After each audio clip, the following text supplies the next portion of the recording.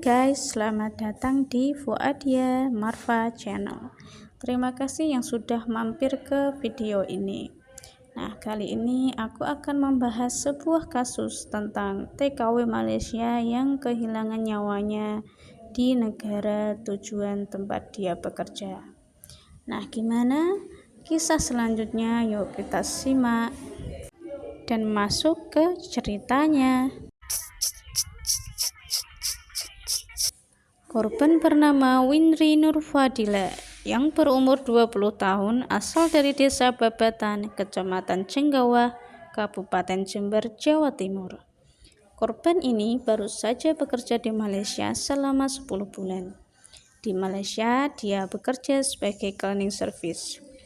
Ia berangkat kerja melalui jalur mandiri sehingga tidak terdaftar di kantor dinas tenaga kerja setempat. Sebelum dikabarkan meninggal dunia, Windri sempat melakukan video call dengan anggota keluarganya yang berada di Dusun Babatan.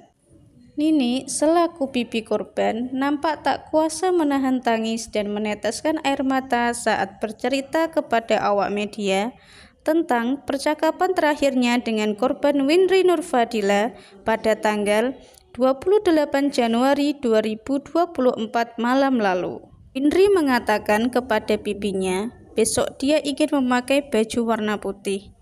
Apakah baju putih nampak bagus? Dia bertanya kepada Nini. Dan bibi korban tidak menyangka jika malam itu merupakan komunikasi terakhir antara Windri dan keluarganya. Dan menurut bibinya, Windri, keponakannya, tidak pernah bercerita tentang apapun semenjak bekerja di Malaysia April 2023 lalu. Dia hanya bilang ingin merubah nasib supaya kehidupannya menjadi lebih baik dan tidak pernah cerita tentang orang yang dekat dengannya, dan setahu bibinya, keponakannya ini masih single. Dan meskipun hanya bekerja sebagai cleaning service, korban selalu mengirim uang kepada keluarganya setiap bulan. Bahkan uang kiriman korban digunakan untuk merenovasi rumah. Dan alasan dia ke Malaysia memakai jalur mandiri karena ingin cepat bekerja dan ada saudara di sana. Namun di luar dugaannya, justru karena lewat jalur yang tidak resmi, ketika ada suatu masalah menjadi susah, tidak ada asuransi dan hal lainnya. Namun pada kasus Windri ini, Camat Cenggawah Endro Lukito bekerja sama dengan Disnaker Jember dan Dinas Sosial Jember untuk memulangkan jenazah korban ke tanah air.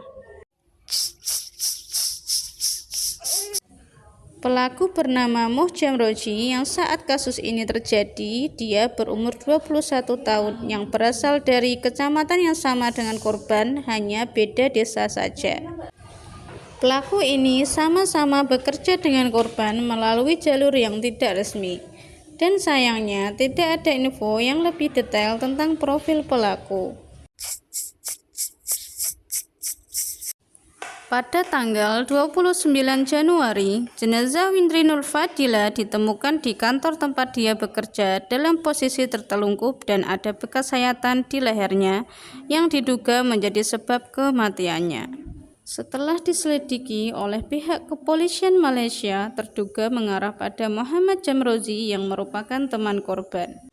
Dan untuk motifnya dicurigai karena kisah asmara. Dan sekali lagi ya guys, ini hanya dugaan karena sebelum mengetahui motif pengwafatan dari pelaku sudah tewas karena ditembak oleh kepolisian Malaysia karena berusaha melawan menggunakan parang saat penggerebekan terjadi. Pada akhirnya, jenazah Windri Nurfadila tiba di kediaman keluarga pada Minggu 4 Februari 2024 setelah melalui proses pemulangan selama 4 hari.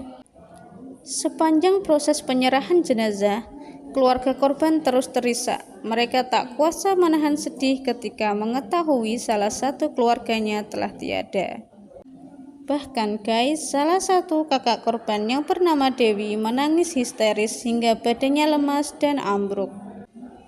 Dan jenazah dari tersangka atau pelaku tiba di kediamannya pada Sabtu 17 Februari 2024. Muhammad Jamrozi diperkirakan bekerja di Malaysia sudah 1 tahun sebagai buruh bangunan, dan jenazahnya dikuburkan di pemakaman umum setempat.